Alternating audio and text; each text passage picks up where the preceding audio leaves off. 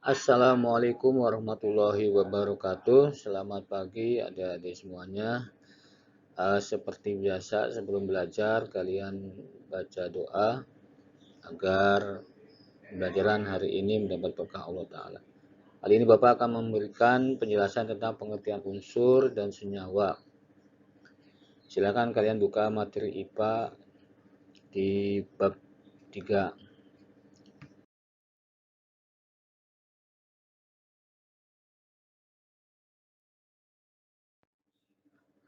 Yang pertama, materi zat. Materi adalah sesuatu yang memiliki massa dan volume. Jadi segala sesuatu yang memiliki massa dan isi volume maka itu disebut materi. Materi itu sangat banyak jumlahnya dan berada di sekitar kita. Seperti besi, air, emas dan sebagainya, kita mungkin tidak bisa menyebutkannya karena saking banyaknya materi yang ada di sekitar kita. Tapi yang bisa kita lihat sehari-hari itu besi, air, emas, peralatan rumah tangga dan sebagainya. Pada pembelajaran kali ini, materi itu terdiri dari dua, yaitu zat tunggal dan campuran. Ya, materi itu terbentuk dari wujud materi itu terdiri dari zat tunggal dan campuran. Zat tunggal itu tersusun dari unsur dan senyawa. Campuran jenisnya ada dua, campuran homogen dan campuran heterogen.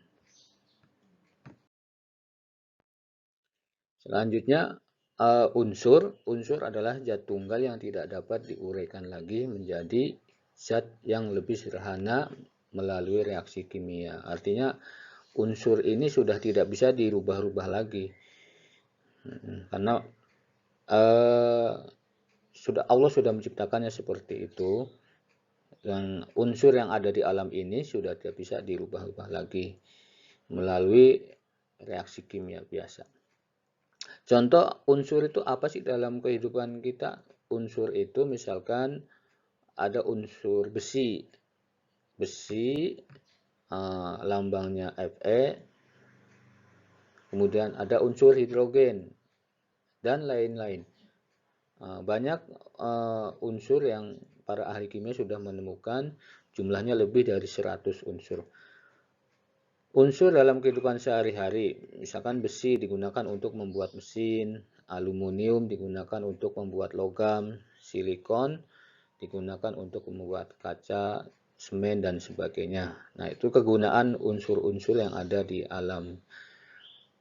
Untuk dasar pembelajaran tingkat SMP, maka cukup kalian mengetahui nama unsur dan lambangnya saja serta kegunaannya untuk kehidupan kita sehari-hari.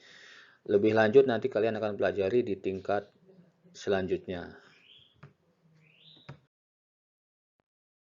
Berikutnya adalah senyawa. Apa sih itu senyawa? Senyawa adalah gabungan dari beberapa unsur yang berbeda. Contoh, misalkan unsur natrium lambangnya Na bergabung dengan unsur klorida lambangnya Cl. Unsur natrium dan klorida di alam itu bergabung, bercampur, maka membentuk materi baru namanya garam. Garam itu nama kimianya NaCl. Nah, garam ini kalau diurai terdiri dari dua unsur, yaitu unsur natrium dan unsur klorida. Nah, jadi garam ini adalah contoh senyawa. Garam adalah senyawa. Kenapa disebut senyawa? Karena garam itu terbentuk dari dua unsur, yaitu unsur natrium dan klorida. Contoh yang lain, misalkan unsur karbon, lambangnya C, unsur oksigen, lambangnya O2.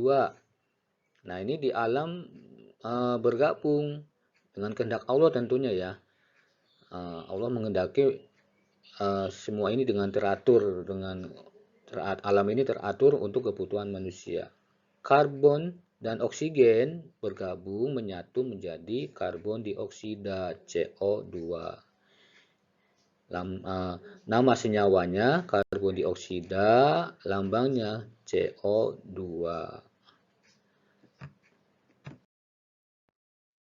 Yang terakhir adalah campuran. Campuran itu ada dua jenis, itu campuran homogen dan campuran heterogen. Campuran homogen itu biasanya ciri-cirinya dia menyatu. Zat tunggal yang menyusun campuran menjadi satu kesatuan. Ciri-cirinya biasanya kalau sudah mencampur itu sudah tidak terlihat lagi mana zat awalnya.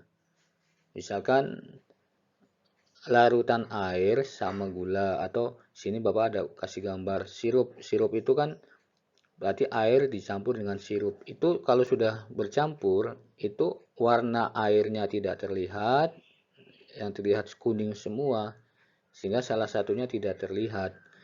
Itu tercampur merata. Dan tidak ada endapan. Ciri-ciri homogen itu campurannya tidak terdapat endapan. Endapannya nggak ada. Kalau heterogen itu salah satu cirinya adalah dia punya endapan. Contohnya misalkan air dicampur dengan gula, kemudian kopi. Nah, kalau kita diamkan, maka akan terdapat endapan dan kita bisa membedakan, masih bisa terlihat materi yang ada di dalam campuran kopi ini. Ada endapannya, kemudian di atas juga ada kayak ampas. Di tengahnya juga masih bisa kita lihat seperti ada butiran-butiran halus, tidak merata campurannya, maka ini ciri-ciri dari campuran heterogen. Jadi homogen itu ciri-cirinya bercampur merata, tidak terdapat butiran-butiran kalau lihat. Kalau kita diamkan juga tidak ada endapan. Kalau heterogen itu ciri-cirinya ada endapan, butirannya masih terlihat, pokoknya masih terlihat perbedaannya kalau heterogen. Ya, mudah-mudahan adik-adik semua bisa memahami. Assalamualaikum warahmatullahi wabarakatuh.